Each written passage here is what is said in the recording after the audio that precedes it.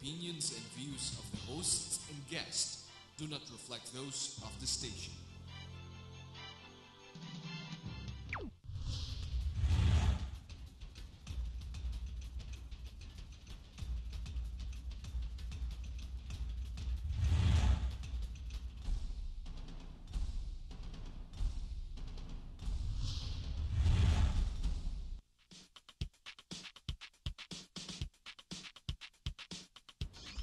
Magandang gabi po sa inyong lahat. Welcome to our show, Heartbeat. Ay, marami pong salamat. Marami rin yung lalaki.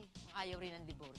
Change, meaning introduction of new policies. Natutuwa ako na Dito And all that, or just katito. kuwan ng linggo ng kanyang panunungkulan. And It went from 5 peso and 30 centavos.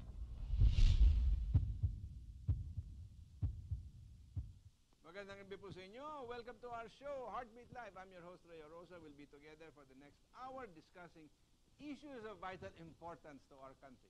Dapat kayo mga mamamayan, tayo mga mamamayan ng bansang ito, we must be concerned. It doesn't matter kung anong ginagawa mo sa buhay. We must know what the main issues are that confront us so that malalaman natin what we should expect from our leaders. At pag hindi sila nagpakatino, dapat tayo naman, they will be active also to try to tell them to do a better job. Otherwise, stay away and step down from the position. Sa gabi pong ito, pag-uusapan natin ay ang Freedom of Information Act na hanggang ngayon nandun, hinaghihingalo sa Kongreso. Ang pinanyayahan po natin dito para makausap natin tungkol din sa Freedom of Information Act, wala nang iba kundi si Attorney Nepo Malaluan.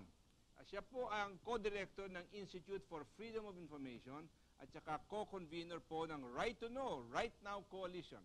Welcome, Attorney Nepo. Thank you for being here. And pag-uusapan natin itong bagay na Freedom of Information Act. Alam mo, napakatagal na pinag-uusapan. Bakit ba binablock na Ibardone itong Linchak ng bill na ito? Well, madami siyang tinuturo. Ang isa, meron daw strong opposition by groups in Congress that are pushing for a right of reply bill to be integrated in this measure. Pero sinabi din niya... Let me ask you a question. Yes. Oh. Since when was the right to reply ever curtailed any way that they need to have it reinforced in the bill? Yes, precisely. Diba? Yes. Sila na nga dyan kung gusto magpalabas ng press release. Kung hindi kasi nagmalabas ng matino ang akala nilang sagot nila. Kasi alam mo naman tayo dito, madalas, ewan ko ba, saan gagalit ang mga periodista rito. Yung ating envelopmental journalism Di ba? Kung gusto mo lumabas, kailangan maglagay ka. Kung gusto mong patayin sa dyaryo, kailangan maglagay ka din. Aba, paano yan? Why do you need a right to reply? To force the papers to carry what they don't want to carry? Well, yun nga ang isang debate dito with respect to the extent of the freedom of the press at ang sinasabi ng ibang mga media friends natin ay pagka kinumpel mo sila to put out a reply ay it is an intrusion to their editorial judgment. But at the same time, yun kasing panukalang provision ay very broad. Basta mabanggit sila Hindi sila sumagot. Pwede na silang compel the response. So hindi including all opinion as we know, but that we know that is the function of the media. Attorney Nepo, iba yung right of reply. It's an issue that's altogether. Kasi ang hinihingi dito is access simply to information. Now, if I come up with negative views based on the information that is there, why should there be a guaranteed right of reply? Yeah, precisely. Diba? At yan lang naman ang hinihingi din namin na sana ay talakayin independently itong right of reply, lalong-lalo na nga at medyo malayo-layo pa yung consensus dyan between the media sector and the politicians. Whereas in all of its terms, itong proposed Freedom of Information Bill sa 14 na taon ay it has really matured to reach a balancing of the various interests involved. Pero ang isa pang dinagdag bukod dito ni Rep. Ibardone, sabi na, alangan namang ako lang ang mag-push nito, ay hindi naman ito priority ng Pangulo. Sinabi na yan. Sinabi yan diretso, hindi priority ng Pangulo. Hindi priority ng Akala Pangulo. ko At wala daw... priority ni Presidente ito. akala din natin. Di ba yun ang sinasabi niya nung umpisa eh? Yes, he promised. But if you recall, we wrote him several times. The first was for his inaugural address. The second was for his first State of the Nation. And it was not mentioned. And in fact, after that, marami siyang binabanggit ng mga concerns. And he created a study group to look into some of his concerns. And we did engage that study group in recognition that the executive has as the main implementer of this, as custodian of information, ay talaga namang dapat pakinggan. And so we, in earnest and in good faith, engaged that study group so that when it was able to submit and finish its work just in January of this year, we thought that was it. Pero alam mo kasi, Tony Nepo, the Freedom of Information Act is simply to allow, establishing the method to allow access to written documentary evidence Records of, and records of the government. yes. It has got nothing to do with whether somebody is going to be for or against it. Now, ang kinatatakot nila, will people out to do damage to the country then have an ability to access that? Well, alam mo dito, pwedeng in the beginning, parang nananalo yung kumukontra sa'yo, but eventually, people will realize kung may laman yung sinasabi o wala eh. Yes, that's correct. In fact, ang mahirap nga nitong walang batayan sa records and documents ay palitan lamang ng opinion, puro-puro, charges, counter-charges. Whereas if the documents are freely available, then over time, we will all come up to an informed analysis of Alam the mo ang gusto situation. nilang mangyari? Yun lang pabor sa kanilang informasyon ang maging available to the people. Ha ha ha ha ha, wait. As a public servant, you must account for all of your actions. That is correct. And make the data that supports whatever your position or decisions might be should be transparent and available to the public. But does the state have a right to certain secrets? Yes, that is. But that's recognized in the... That is recognized. In fact, there's a long list of 10 categories of exceptions in this. And the theory in that, tama ka, Ray, the theory in that is that there is also a public interest in withholding publicity or public access to certain kinds of information where it will be damaging to the public interest itself if this is put out. Alam mo, I think much of the objection to the FOI is because 99% of the politicians here have always practiced what I euphemistically call perception management. Mhm. Okay? Kung the perception management is a practice of most of the politicians, that means dinadrama mo ang nalalaman ng tao. Kung ikaw ngayon, you've had now 45 years of doing that, don't you think the people have a right now to develop opinions contrary to what you want to publish? Yes, that's And that's really the basis of the Freedom of Information That's Act. correct. You are getting the actual documentation that will either prove or belie whatever is claimed by a politician. Yes, and the other thing, Ray, is that this right pertains to each and every citizen. And so this is really a very empowering piece of legislation. However, there is a cost to this, no?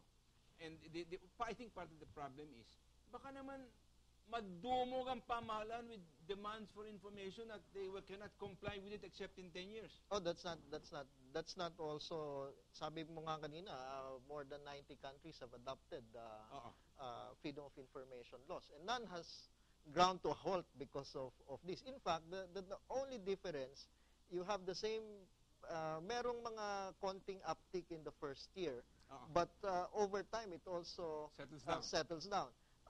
And the only difference is how your request for information will be handled by government. In fact, because there are proactive disclosure provisions here, talagang baka mas mabawasan pa dahil in-identify na yung classes of information that people normally are curious to know in the public interest, at if these are proactively put out, then it will even lessen the request. You know, I'm of the opinion that much of the opposition to the Freedom of Information Act may in fact come from LGUs.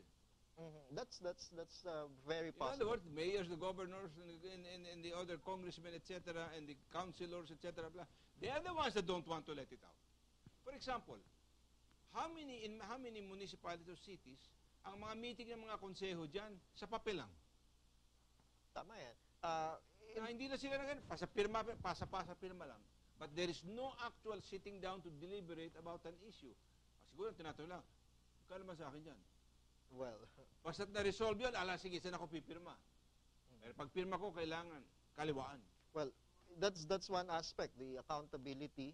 But the other aspect is participation. As you mentioned also in your episode on the Mindanao Framework Agreement, kailangang malaman ng mga tao also, lalo na dun sa mga areas that will be affected. And si late Secretary Jesse Robredo has pointed out the element of trust that is taken from transparency. Ang hirap kasi nung laging may suspicions. If on the other hand the government officials believe that the citizens will be out to abuse the right, on the other hand the citizens believe that by being untransparent may tinatago yung gobyerno. Well, sometimes we take a very simplistic attitude among the people about many of these issues. And I can understand the concern of some others baka ma-mislead ang publiko tungkol sa issue ito at maniwala silang ganito at ganito nga. And we also know that sometimes, depending upon who you handles your public relations, mas madaling magdurog ng reputasyon ng isang tao kaysa sa yung itaas yun. So, dito nila nakikita nga yun that sometimes some of the journalistic ethics here are being questioned. Sabi na, hoy, nako, itong mga tao ito magaling, attack and collect, defend and collect. Na ganun ang nangyayari.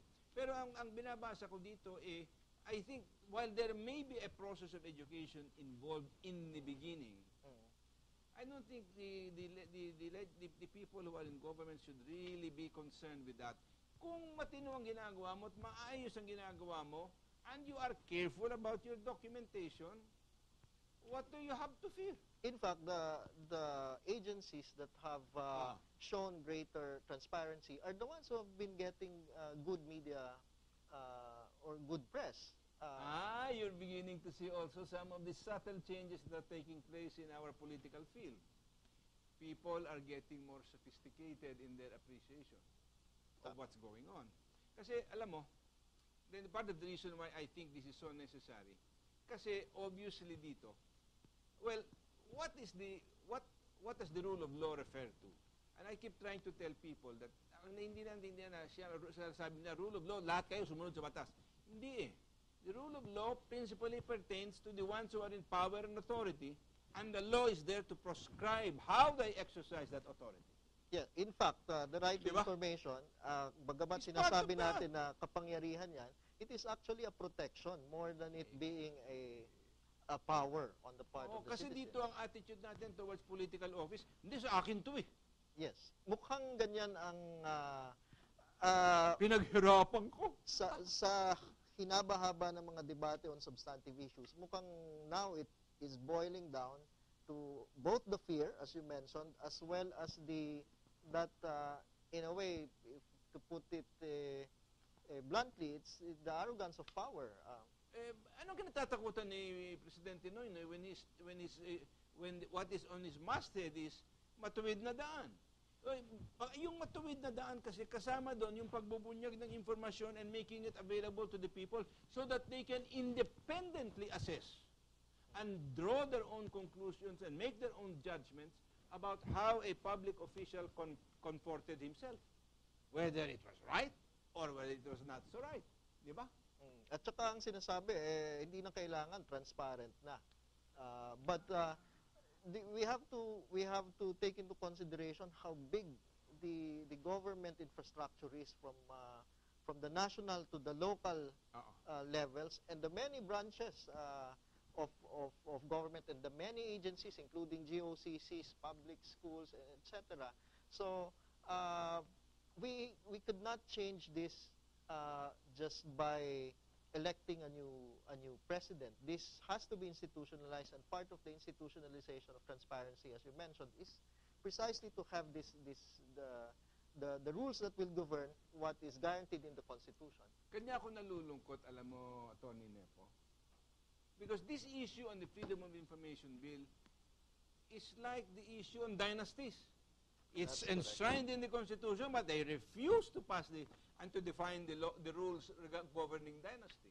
And then they give the answer, well, what right do I have to curtail the political rights or ambitions of my son or my nephew or my wife or my relative or my friend? Well, only the larger interest of the nation. It's enshrined in the Constitution. You are sworn to uphold the Constitution. Don't give me that ridiculous argument that you have no right to curtail that. It's in the... siguro wag ka nang tumakbo sa Kongreso. Well, yan ang If malungkot. that is what it says in the Constitution, why don't you want to do it? And sometimes ako'y nalulungkot lang kasi, lalo na din sa eleksyon na ito, wow! Katakot-takot na dynasties are being formed. Anong possible defense meron sila dito na kalinaw-linaw? Sabihin, babalik ako, well, how do you define dynasty? What does it mean? You know, that's not for me to question. That's not for me to define. It is for you to define because that is what is said in our Constitution. That is correct. Di ba? Nitong just September 21, ang sinasabi, we are remembering the 40 years of the imposition of martial law. But we have to remember that 26 years of that 40 years is already post-martial law. And so, ang maraming mga bagay ngayon in the economy, in politics, is already a time of really reviewing how far we have gone from post-EDSA. Pero alam mo, ang sinasabi nila dyan na Tony Nepo things have changed and things remain the same. Di ba? Na ika nga, parang ang laki-laki ng pagbabago mula doon sa diktadura, blah, blah, blah. But the attitudes remain the same. We are still a patriarchal, authoritative society, politically. And that is what everybody wants to do. They want to be on the top to dictate to the people down below. And they treat them as though they had no rights and wala silang pananagutan sa taong bayan. How do you think we can get out of that situation? We do not lose hope. Okay. Because I don't know how else to do it kaysa sa gusto mong mamundok. Di ba? But sa akin kasi dito natin nakikita na public servants cannot view their elective position as though they own it. As a property. As a property na pwede mo ipamana sa anak mo, sa asawa mo, sa ganito at sa ganon. At yung halimbawa na inihintay natin na gagawin ng mga public servants, not public lords. You want to be called honorable, you must deserve it. You cannot demand it just because you're in a position. That is correct. But of course, yung aking opinion dito ay mukhang ako lang ang merong ganung opinion, no? Well, kami we are still fighting it out. In the 15th Congress, it was characterized as being in ICU. Dalawa na lang session stretches. Now the Congress is on a break. They will come back on November 5 to December 22. And after that, only one more on sometime in January 21 or so to February 8.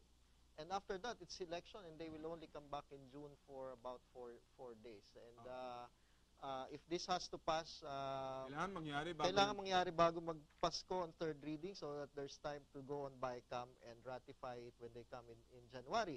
And this is where really we are looking to the leadership of the President as promised when he came to office, as committed. Ang sinasabi nila ay mukhang hands-off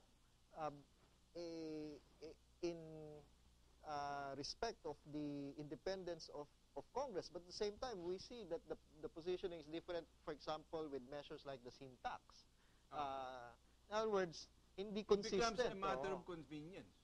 It becomes a matter of convenience. Well, you just take a look at, for example, the impeachment process. How can Congress go through and it's never discussed in plenary session. The complaint. You mean? Yes, you must sign without reading. How is that a respect for the independence when it favors you, and then when you don't like it, you invoke independence of Congress? Kaya nga. Hindi naman, alam mo, ako, I just make an appeal to the President. Please, show the example. Find the courage to say, yes, we need that Freedom of Information Bill. Because if we are not willing to change the parameters of our political life and to reform it so that the ones who are in office will become more accountable for what they do, it is the nation that suffers. Ang bansa po ang nagdudusa dahil dun eh. And there will be a time for reckoning for this. I mean, as histories would show. Kanya lang ang problema, with our electoral process being as compromised as it is, the reckoning by way of an electoral process so that people can then exercise their true votes does not really happen. Tama. So, how will the reckoning come? Unless you get struck by lightning. Or Diba? we wait for next generations. But yun nga ang ano dito, that many of our problems are so deeply embedded. Ang ating mga pananaw sa paglilingkod, and sometimes ako nadi-disappoint din ako sa mga tao kasi, for example, sabi nila, aba, sir, nung kausap ko mga tao tungkol sa mga namumuno at sa mga pwesto ng kapangyarihan, aba, sir, pag nalagay ka sa pwesto at hindi ka nagsamantala, ikaw ang gago. Habang ganun po ang pananaw natin dun sa mga nasa ibabaw natin, paano natin mahihintay sa kanila ang magandang halimbawa at paglilingkod? Yung tunay na paglilingkod sa bayan, hindi yung paraan na bilhin ang tangkilik ng taong bayan sa pamamagitan ng project na ginagamit naman pera ng kaban ng bayan na parang kanilang gagaling sa kanilang bulsa. Actually, malaking ma-change nitong panukalang batas na ito dun sa incentive system in government, because kahit meron din kasi itong deterring factor eh. Hindi lang naman yan dun sa post act, kung hindi even prior. In other words, if you know that the talagang makikita mo yung paper trail and the documentation, and the people will have access to it as a matter of right, kahit yung gusto mong gawin ay maaring mapigilan, and that could really change the incentives kung hindi na yan masyadong lucrative for others. Talagang pinagpapatayan talaga ang pwesto. It's not really sometimes not in terms of service to the people, but in terms of personal interest in being in power. I'll give you an example. Alam mo naman, dinenggoy nila, dinaw nila yung deal on rifles. Supposedly overpriced. Under the Freedom of Information Act, we should have access so we can find the people in the bidding committee that are accountable for having such that the President says he himself discovered through Google. Na overpriced ito. Although I don't expect the President of this nation to keep checking the Google every time there's a bidding. That's the power of the But yun the nga, citizens also. dapat dito kasi, have you seen any action taken against all of those? Wala nga. Wala. Okay, so Undersecretary Puno was made to resign, or whether that was voluntary or not is beside the point. But it's not just Secretary Puno, Undersecretary Puno that's involved here. The bidding committee is involved here. Paano nakalusot yan ng ganyan kung merong katakot-takot na overprice? Eh bakit walang aksyon na tinitake doon sa members ng bidding committee, doon sa nag-award nun? Why? Because are they going to be compromised? Meron bang mga daliri diyang may tuturo elsewhere? Well, but, if the Freedom of Information Act were in place, that would be fairly easy to determine. Diba? Yeah.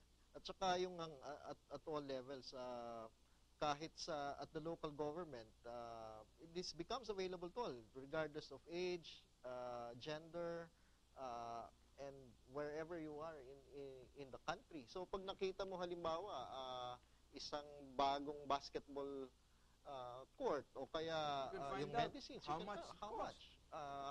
Yung mga medicines, nakita mo yung sa health center, it was bought pala for, let's say, just analgesic priced in the market at 5 pesos, being bought at 8 to 12 pesos each. So, eventually people will see the accountability and the protection that this offers them. Well, I'm being signaled that we must pause for a few reminders, Attorney Nepo. So, wag po kayo mawawala. Babalik kami dito ni Attorney Nepo.